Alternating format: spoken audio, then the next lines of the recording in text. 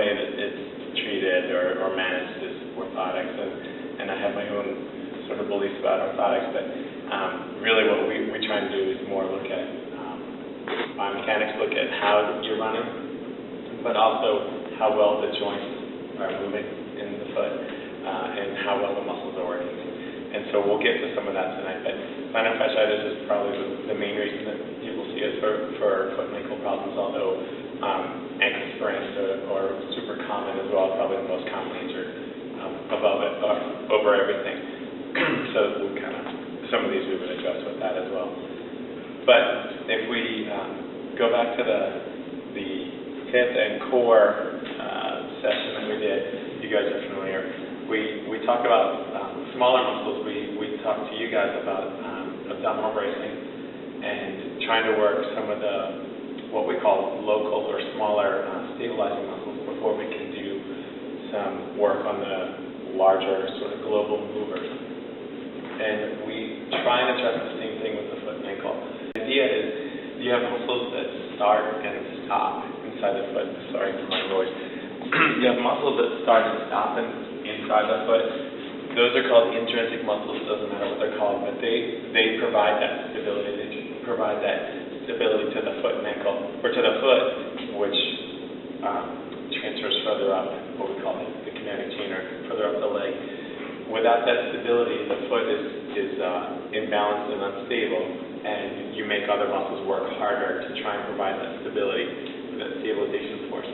The muscles that do that, or the muscles that take over, are the larger sort of global movers. So they start outside the foot and end in the foot. So they would be called extrinsic muscles, like the two calf muscles and some long toe flexors, which she'll talk about. The reason, all right, so the smaller muscles, the intrinsics that we are trying to work on, there's a lot of research about all this stuff, and barefoot running is becoming sort of a huge thing, or it was, and now it sort of is. But the idea is, or the thinking is that shoes like this, and most, well, not you guys, but most shoes, they bring your toes to a point, right? So the shoe comes to a point, then it smushes our toes together. And when it happens, it's really, it's counterproductive, if you will.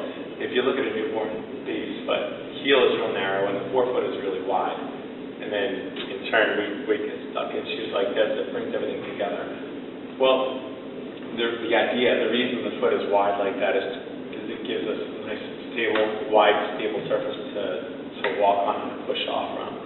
And without that, as we kind of mold our feet to these less than ideal shoes, we reduce our base of support, which makes us inherently more unstable. And then also, it starts to turn off the muscles in the foot, itself.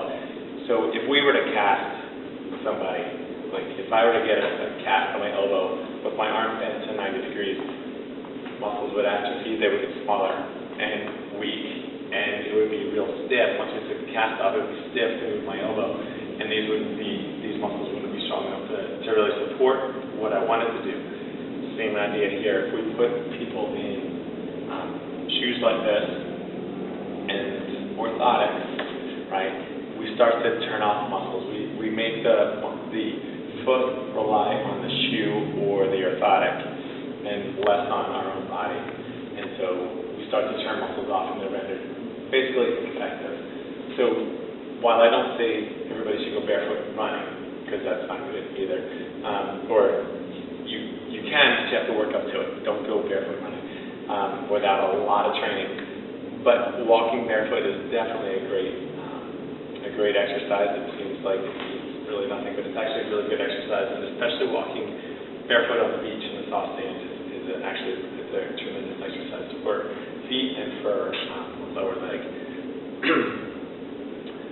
Okay, so that's the other thing I wanted to comment on about foot and ankle and why they're important. We get a lot of there's a lot of sensors in our feet, and those sensors are important in sending information back to our brain about where we are in space, posture, and they provide a ton of feedback all the time. And again, being in stuff like this, those are kind of deadened a little bit, and so the input is not there. Where that comes into play for me is if I'm going to steal one of your shoes in the wall for a second. So these are becoming a little bit more popular this year or this season. I will say this year. Last year it went from like real minimal shoes, right? Some minimal ones. I'll go with these because I know these. So these are relatively minimal, right? Even with the Sauconys, and then it goes to this year, right? And I think shoes, it is what it is, and it's a lot of personal preference. But when I look at it from like a rehab or an exercise standpoint, if someone is, when we have somebody in the clinic who has poor balance, we try and challenge their balance. The way the body works is if we can stress it, it'll get stronger. So if I can challenge somebody's balance, and we'll go over some of these later, we start them on a stable surface and then we move them to a relatively unstable surface or foam. Well, that's what this is, in my opinion. So, and some research starting to support this. So we put this real thick foam under the shoe, and it makes for an unstable surface. So plantar fasciitis, well, this conceptually might seem like a really good idea because it's soft cushion, but it might actually be detrimental because it would make other things work too hard and not the way it's supposed to be working, if that makes any sense. So this gives a little bit more false input here because inherently our foot is trying to find a stable surface to stand on and to walk or push off from when we're running. And so this makes it a little bit more unstable, and so you're getting some false feedback into the brain, which it makes things work too hard, and you get more unstable, more weak, and that creates other problems all over the place.